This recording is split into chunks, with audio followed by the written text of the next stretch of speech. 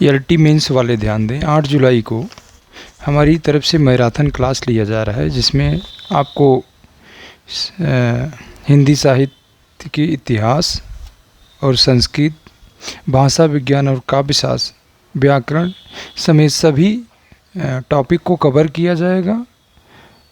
और व्याकरण में आपको सारे टॉपिक लिंग, वचन, कारक, वर्तनी, वाक्य शुद्धि, पर्यायवाची, विलोम, जो भी टॉपिक आपके हैं सभी की परिभाषाएं और किस तरह के प्रश्न उस पर बन सकते हैं, हम इसे देखेंगे। संस्कृत साहित्य में हम कालिदास, भवभूति, भारवी, माघ, दंडी, श्रीहर्ष इन सभी कवियों को देखेंगे और इनमें कहाँ से प्रश्न बन सकता है 3, 4, 5 कवि को हम अच्छे से पढ़ेंगे। फिर संस्कृत व्याकरण में देखें तो स्वर संधि और व्यंजन और विसर्ग, समास, शब्द रूप, सर्वनाम रूप, धातु रूप, कारक, इसे भी देखेंगे। इसमें कहाँ से प्रश्न बन सकते हैं, जो भी प्रश्न आपके इम्पॉर्टेंट होंगे, ज़रूरी होंगे, उसे हम अवश्य देखेंगे। काव्यशास्त्र की बात करें तो काव्यशास्त्र में काव्य का स्वरूप एक बार हम पुनः फिर स्पष्ट करेंगे 8 जुलाई को। काव्य का स्वरूप होता क्या है, काव्य के स्वरूप को लेकर आपके मन में बहुत सारे संशय रहते हैं कि होता क्या है, तो हम काव्य के स्वरूप को फिर एक बार पुनः 8 जुलाई को देखेंगे मैराथन क्लास में। रस को देखेंगे, रस के अवयव को देखेंगे, वेद देखेंगे, छंद फिर देखेंगे, दोहा, रोला, सोठा, चौपाई, वर्वे ना, जो भी इम्पॉर्टेंट आपके छंद है 5, 6, 7 उसे हम देखेंगे।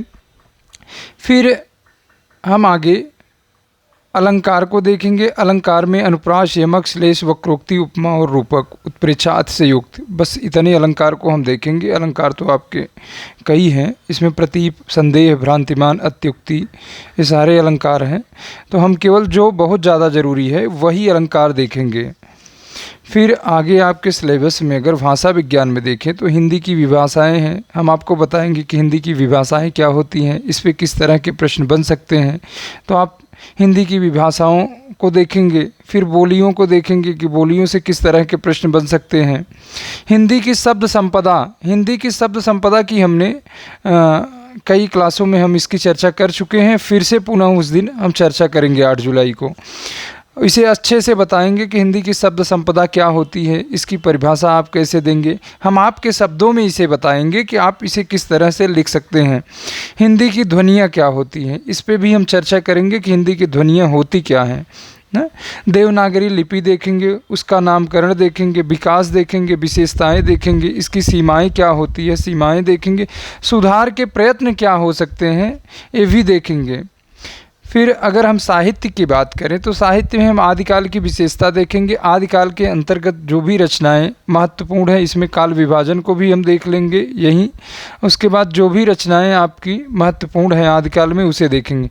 भक्ति काल की प्रवृत्ति देखेंगे। भक्ति काल की प्रवृत्ति देखने के बाद हम उसमें जो भी महत्वपूर्ण प्रश्न और हो सकते हैं उसे देखेंगे। संत काव्य धारा देखेंगे। संत काव्य धारा में आप कबीर दास को भी देखेंगे, इनकी रहस्य भावना को स्पष्ट करेंगे, इनकी भक्ति भावना को भी देखेंगे और इनकी भाषा को लेकर भी प्रश्न आ सकते हैं, तो इनकी भाषा को भी देखेंगे।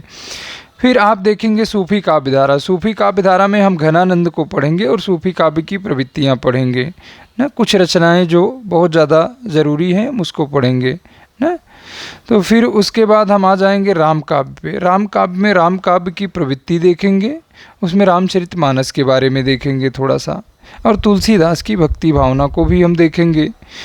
फिर कृष्ण काव्य में आ जाएंगे। कृष्ण काव्य में हम इस कृष्ण काव्य की प्रवृत्ति को देखेंगे, कृष्ण काव्य की प्रवृत्ति क्या होती है। उसके बाद हम इसमें वात्सल्य वर्णन देखेंगे, सूर्यदास का गीति योजना देखेंगे। तो ये सारी चीज़ें हम कृष्ण काव्य धारा में देखेंगे। रीत काल में आएंगे। रीत काल में हम रीत काल की प्रवृत्ति देखेंगे। रीत काल में रीत बद्ध की, रीत सिद्ध की, रीत मुक्त की, तीनों की प्रवृत्तियों को देखेंगे और इसमें कौन से कवि बहुत महत्वपूर्ण है और कौन सी रचना हमें देखनी चाहिए, उस रचना को भी हम देखेंगे। फिर उसके बाद हम बिहारी को देखेंगे अच्छे से। बिहारी को हम अच्छे से देखेंगे। सूफी काव्य धारा को हम अच्छे से देखेंगे। सूफी काव्य धारा में जो भी रचनाएं हैं, रीत काल में जो भी रचनाएं हैं उसे हम देखेंगे। तो फिर हम आधुनिक काल में आएंगे। आधुनिक काल में भारतेंदु युग को देखेंगे, भारतेंदु युग की प्रवृत्ति को देखेंगे। द्विवेदी युग में भी हम द्विवेदी युग को देखेंगे, इसकी प्रवृत्ति को देखेंगे। फिर इसमें मैथिली शरण गुप्त वगैरह इन पे हम एक नज़र डालेंगे कि इनकी नारी भावना को स्पष्ट करेंगे, इनकी राष्ट्र भावना को स्पष्ट करेंगे। फिर छायावाद क्या होता है, छायावाद पे भी हमारी आपकी चर्चा होगी ना। तो हम ऊपर ऊपर से इसी तरह छायावाद, प्रगतिवाद, प्रयोगवाद, नई कविता तक हम चलेंगे। फिर उसके बाद हिंदी गद्य के उद्भव और विकास को देखेंगे कि हिंदी गद्य का उद्भव और विकास कैसे हुआ है। फिर निबंध को देखेंगे, निबंध के भेदों को देखेंगे, निबंध के उद्भव और विकास को देखेंगे ना। निबंध के अर्थ को स्पष्ट करेंगे, इसकी परिभाषाओं को देखेंगे। नाटक को देखेंगे, नाटक के उत्पत्ति के सिद्धांत को देखेंगे, नाटक के उद्भव और विकास को देखेंगे ना। ये सारी चीज़ें हम यहाँ देखेंगे।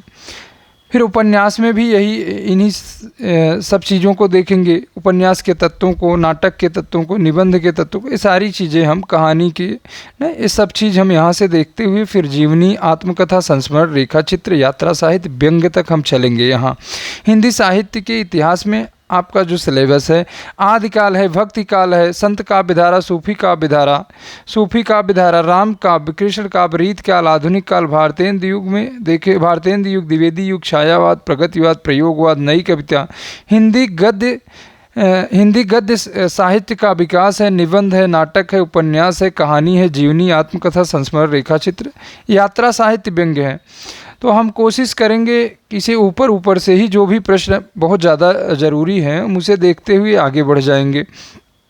फिर अंतर वाले प्रश्नों को देखेंगे। अंतर वाले प्रश्न होते हैं जहाँ से एक दो प्रश्न आते हैं, लगभग 2 प्रश्न तो आपको एग्जाम में मिलेंगे ही ना। तो हम नाटक और एकांकी में अंतर को देखेंगे। फिर उसके बाद उपन्यास और कहानी में अंतर देखेंगे, जीवनी, आत्मकथा में अंतर को देखेंगे, संस्मरण और रेखा चित्र में अंतर देखेंगे। यात्रा साहित्य क्या होता है, व्यंग्य क्या होता है, इसके बारे में भी हम चर्चा करेंगे ना। फिर हम आगे अगर देखें तो अंतर वाले प्रश्न आप देखेंगे, उपसर्ग और प्रत्यय में अंतर को देखेंगे। फिर उसके बाद मुहावरे और लोकोक्ति में देखेंगे, संधि और समास में क्या अंतर हो सकते हैं, इसे हम देखेंगे। अच्छा, मुहावरा और लोकोक्ति को लेकर जो भी आपके मन में संशय है, हम इसे देखेंगे कि इसका प्रयोग क्यों करते हैं और इसमें क्या अंतर हो सकते हैं। एक एक की परिभाषा को भी देखेंगे। तो ये सारी चीज़ें हम 8 तारीख को हम आपको समय बता देंगे, लिंक दे रहे हैं, आप लोग जुड़ जाइए, लिंक से जुड़ जाइए। हाँ, आगे से हमारी क्लासेस यूट्यूब चैनल पे होंगी। हमारा नया यूट्यूब चैनल हिंदी विचार ऑनलाइन प्रयागराज के नाम से है, तो आप इससे जुड़ जाएंगे। आपको जो भी समस्याएं हैं आप हमें मैसेज करेंगे। हमारा नंबर है 706862 706862 दूसरा मोबाइल नंबर है 8112 35 34 35। आपको किसी भी प्रश्न में डाउट हो, कहीं से भी कोई समस्या है, हमारा किसी भी संस्थान से लेना देना नहीं है। हमारी जो भी क्लासेस आपको दी जाएंगी निःशुल्क दी जाएंगी। जो भी एलटी मेंस की क्लासेस अभी तक हमने दी हैं, किसी से कोई चार्ज नहीं लिया है। जो भी हमसे हो सकता है हम देने का ही प्रयास किए हैं आपको। जहाँ तक हमसे हो सकता है हमने आपकी हेल्प ही की है। तो हमारी तरफ से कोई भी चार्ज नहीं लिया जाएगा, आपको सारी क्लासेस निःशुल्क दी जाएंगी। आगे से हमारी क्लासेस यूट्यूब चैनल पे, हमारे नए चैनल हिंदी विचार ऑनलाइन प्रयागराज को आप सब्सक्राइब करेंगे, वहाँ आपको जुड़ना है, वहीं आपको सारी क्लासेस अब आगे से मिलेंगी। आपको आगे से सर्वप्रथम हम आपको वहाँ काव्यशास्त्र करवाएंगे, फिर व्याकरण को करवाएंगे, भाषा विज्ञान को। बहुत दिन से आप पढ़ते चले आए होंगे, बहुत सारी कोचिंगों में आपने पढ़ा होगा, लेकिन भाषा विज्ञान जब आप पढ़ते हैं तो आपके पास शब्द ही नहीं रह जाता कि आपको कहीं लिखने के लिए कहा जाए तो आप लिख नहीं पाते। तो हम तोड़ के बताएंगे कि भाषा विज्ञान हम क्यों पढ़ते हैं, भाषा विज्ञान है क्या। फिर हम काव्यशास्त्र को देखेंगे, अगर हम रस पढ़ रहे हैं तो क्यों पढ़ रहे हैं, रस क्या चीज़ होती है, उसके भेदों को, सारी चीज़ों को हम एक एक करके स्पष्ट करेंगे। फिर अगर हम आदिकाल पढ़ रहे हैं, भक्ति काल पढ़ रहे हैं, रीत काल पढ़ रहे हैं, तो एक एक करके हम सभी को देखेंगे और हम यूथ को भी सॉल्व कराएंगे, घटना चक्र को भी सॉल्व कराएंगे। आगे से हमारी जो भी क्लासेस होंगी हमारे चैनल हिंदी विचार ऑनलाइन प्रयागराज चैनल पे ही होंगी। तो आप हमारे टेलीग्राम चैनल से भी जुड़ सकते हैं, वहाँ आपको PDF दी जाएंगी। हिंदी विचार ऑनलाइन प्रयागराज के नाम से हमारा टेलीग्राम चैनल है, हमारा व्हाट्सएप चैनल है, हमारे नंबर पे आप मैसेज करेंगे तो आपको तुरंत ग्रुप से जोड़ दिया जाएगा। LT मेंस की क्लासेस 8 तारीख को पूरी तरह समाप्त कर दी जाएंगी, पूरी तरह बंद कर दी जाएंगी। जो भी डाउट हैं आज आप हमें भेज सकते हैं। आज 7 जुलाई को जो भी आपको समस्या है आप हमें भेज सकते हैं। LT मेंस में जो भी समस्याएं आपको 7 जुलाई जो भी आपको समस्याएं हैं आप 7 जुलाई को भेज सकते हैं। 7 जुलाई शाम तक आप अपनी समस्या को भेज सकते हैं। किसी भी प्रकार की कोई समस्या हो, किसी भी प्रश्न पे कोई दिक्कत हो तो आप हमें भेज सकते हैं।